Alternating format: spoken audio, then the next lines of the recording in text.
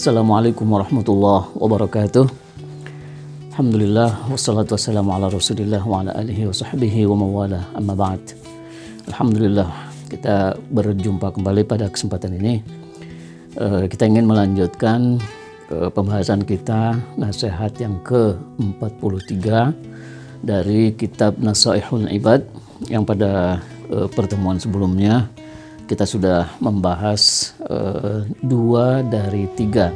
Satu pertemuan satu yang pertama sudah kita sampaikan bahwa orang yang mengandalkan akalnya saja itu bisa sesat, bisa keliru.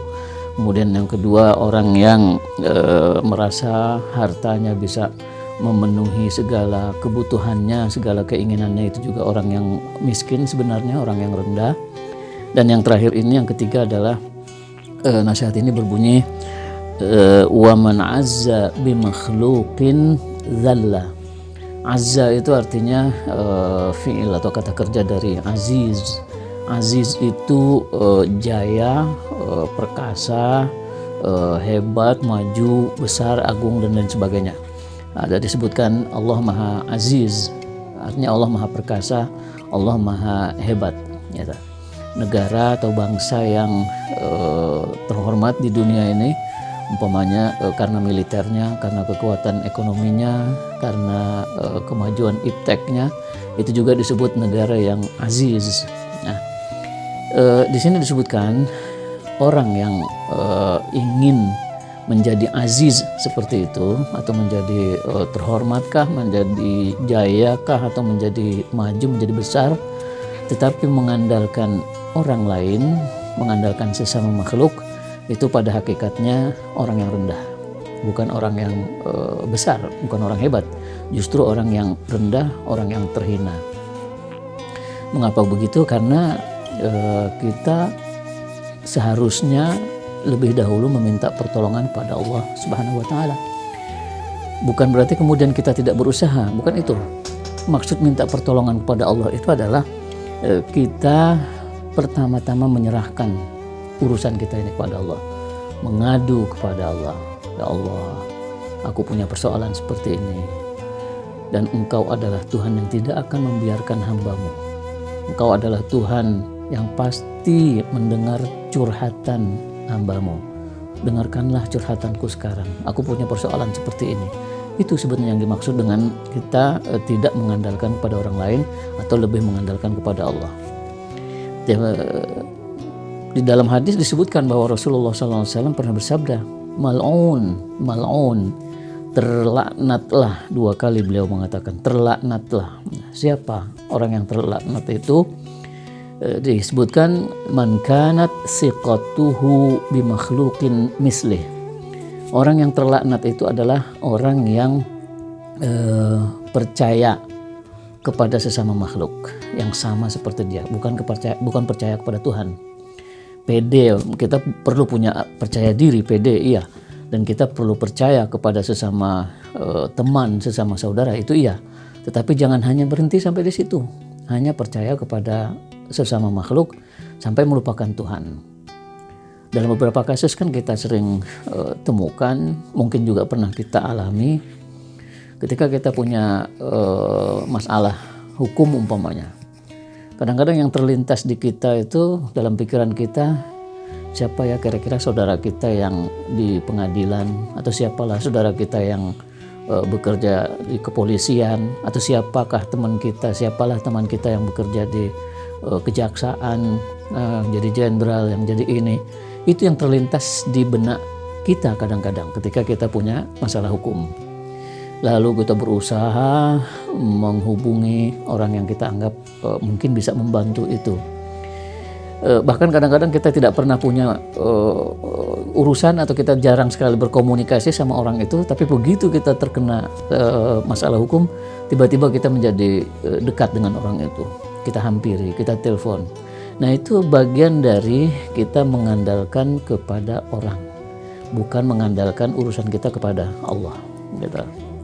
Yang kedua, kadang-kadang kita kasus yang kedua ini, begitu juga ketika kita umpamanya kena kasus utang lah katakan. utang piutang, utang yang cukup besar, entah karena gagal kita usaha atau karena persoalan lain. Yang terlintas di benak kita juga begitu. Kadang-kadang kita berpikir, siapalah teman yang di perusahaan A, siapalah saudara yang kira-kira posisinya sudah direktur atau sudah manajer atau apalah gitu, yang kira-kira gajinya cukup besar, siapakah yang punya itu yang terlintas di pikiran kita kadang-kadang. Sampai akhirnya bahkan yang lebih buruk lagi, begitu orang-orang yang tadi kita anggap bisa membantu itu mengatakan, oh maaf, saya nggak bisa tolong, saya nggak bisa bantu karena ini karena persoalannya terlalu pelik, karena macam-macam. Kita baru ingat, baru menghadap kepada Allah, baru minta sama Allah. Nah yang begini ini tidak akan azza gitu, tidak akan bisa menjadi aziz.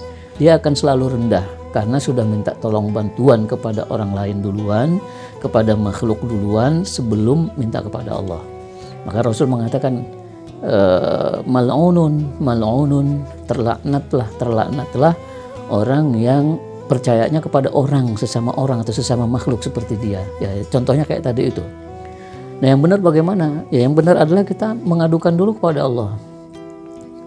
Rasul SAW juga bersabda di dalam hadis yang lain gitu, mengingatkan kita doa yang sering juga kita ulang-ulang kalau kita sadar. Rasulullah mengajarkan, ya Hayyu ya Qayyum, wahai Tuhan yang maha hidup, yang maha berdiri sendiri. Hayyun Qayyum, Tuhan bersifat Hayy dan bersifat Qayyum. Hidupnya Tuhan itu tidak bergantung kepada apa-apa dan tidak pernah tidak hidup. Tuhan selalu hidup, maha hidup, karena itu disebut maha hidup. Doa itu adalah, ya Allah ya Hayyu ya Qayyum, birahmatika astaghits, dengan rahmatmu lah aku minta tolong, aku minta pertolongan. Dengan kemurahan Engkau lah aku minta pertolongan, ya Allah. Aku tahu Engkau maha pemurah, tolonglah aku sekarang, aku sedang punya persoalan gitu. Wa min adzabika astajir, dan aku pun berlindung kepada Engkau dari siksamu. Nah yang kedua ini perlu kita maknai bahwa dengan kita menyebut itu, berlindung kepada Engkau dari azab atau dari siksamu, itu kita akan menanamkan sesuatu di dalam diri kita bahwa kita tidak akan melakukan upaya atau langkah menyelesaikan persoalan yang kita hadapi ini, yang langkah itu kira-kira menyebabkan Allah marah, yang menyebabkan kita tersiksa, yang menyebabkan kita mendapat azab. Itu yang kira-kira dimaksud dengan persoalan, dengan doa yang ini. Sehingga perlu betul kita pertama-tama kita mengandalkan diri kepada Allah, serahkan persoalan kepada Allah. Wa min adzabika astajir. Lalu apa lanjutan doa itu? Aslih li sya'ni kullah, perbaikilah persoalanku semuanya. Aku udah ceritakan kepadamu, ya Allah, ini persoalan yang sedang aku hadapi. Aku punya utang di sana, aku punya masalah hukum di sini, aku punya macam-macam persoalan. Kita adukan kepada Allah, lalu kita bilang, aslih li sya'ni kullah, perbaikilah semua persoalan-persoalan hidupku ini. Wala takilni ila nafsi wala ila ahadim min khalqika tarfat ain, dan janganlah engkau biarkan aku mengandalkan persoalanku ini hanya kepada diriku saja atau kepada sesama makhluk selain diriku, sedetik pun jangan, sekejap mata pun jangan. Jadi maksudnya kita jangan, ya Allah jangan tinggalkan aku sedetik pun, jangan tinggalkan aku sekejap mata pun. Nah inilah doa yang diajarkan oleh Rasulullah SAW yang menggambarkan bahwa kita perlu pertama-tama itu mengandalkan Allah dulu, baru orang lain, baru makhluk-makhluk. Nah karena itu disebutkan nasihat ini, orang yang belum apa-apa sudah mengandalkan persoalan hidupnya ini kepada sesama makhluk, dan dia merasa hebat dengan begitu, mungkin saja berhasil ketika kita minta pertolongan saudara kita yang punya pengaruh hukum, punya jabatan dan seterusnya, mungkin kita akan berhasil. Tapi pada hakikatnya kita di mata Allah rendah. Kita bukan orang yang sukses, bukan orang yang berhasil. Karena kita sudah menomor duakan Allah. Seharusnya kita menomor satukan Allah. Nah itu 3 poin yang ini dan yang 2 sebelumnya sudah kita bahas. Mudah-mudahan dapat bermanfaat buat kita semua. Kita lanjutkan insya Allah pada pertemuan yang akan datang. Terima kasih. Assalamualaikum warahmatullahi wabarakatuh.